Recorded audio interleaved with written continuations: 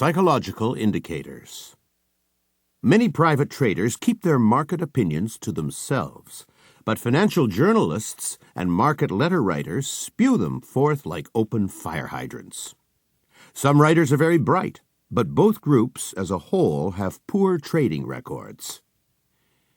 Financial journalists and letter writers overstay important trends and miss major turning points.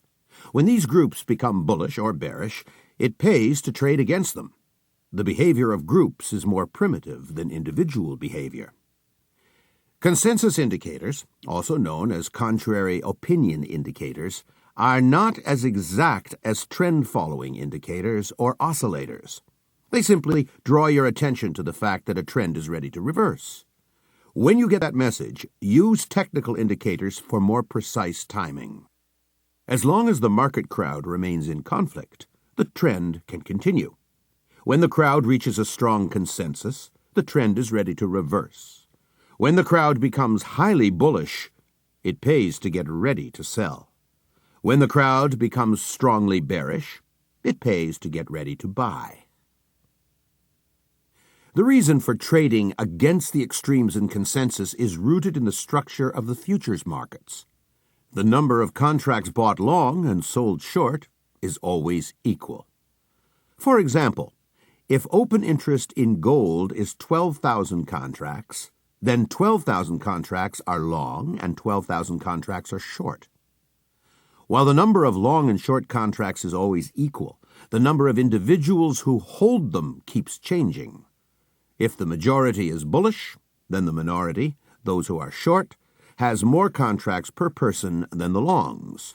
If the majority is bearish, then the bullish minority has bigger positions per person. If bullish consensus equals 50%, then 50% of traders are long and 50% are short.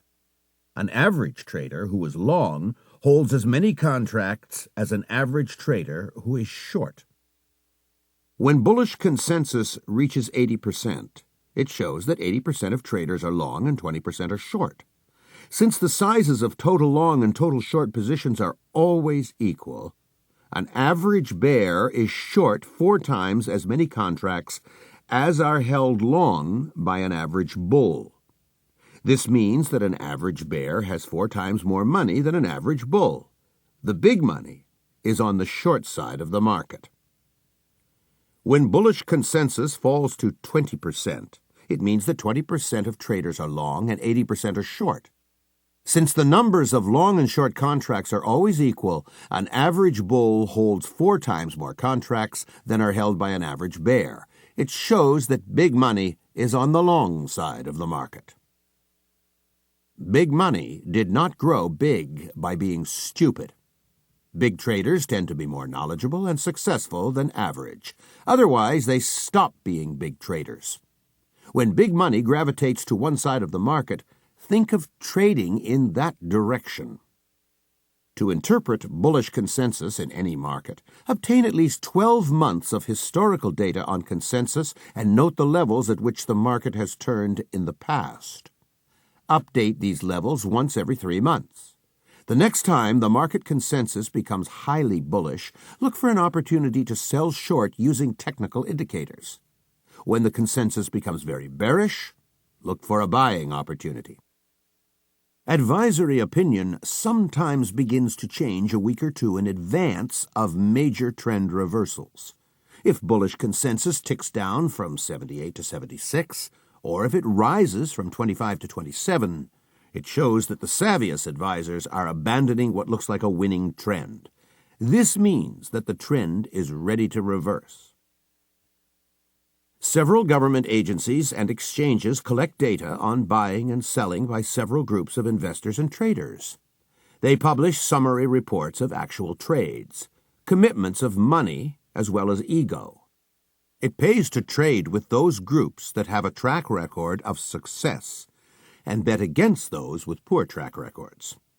For example, the Commodity Futures Trading Commission, CFTC, reports long and short positions of hedgers and big speculators. Hedgers, the commercial producers and consumers of commodities, are the most successful participants in the futures markets. The Securities and Exchange Commission, SEC, reports purchases and sales by corporate insiders. Officers of publicly traded companies know when to buy or sell their company shares.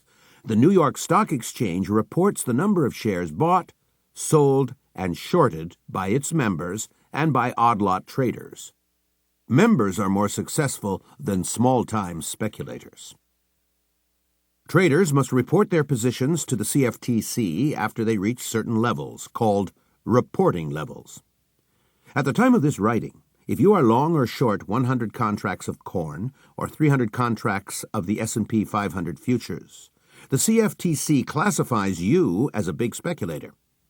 Brokers send reports on positions that reach reporting levels to the CFTC.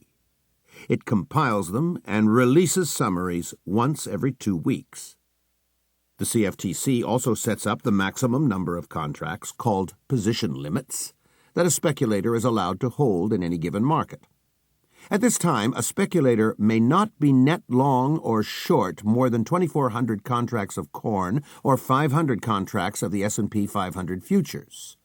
These limits are set to prevent very large speculators from accumulating positions that are big enough to bully the markets. The CFTC divides all market participants into 3 groups: commercials, small speculators, and large speculators. Commercials, also known as hedgers, are firms or individuals who deal in actual commodities in the normal course of business. In theory, they trade futures to hedge business risks. For example, a bank trades interest rate futures to hedge its loan portfolio, or a food processing company trades wheat futures to offset the risks of buying grain. Hedgers post small margins and are exempt from speculative position limits.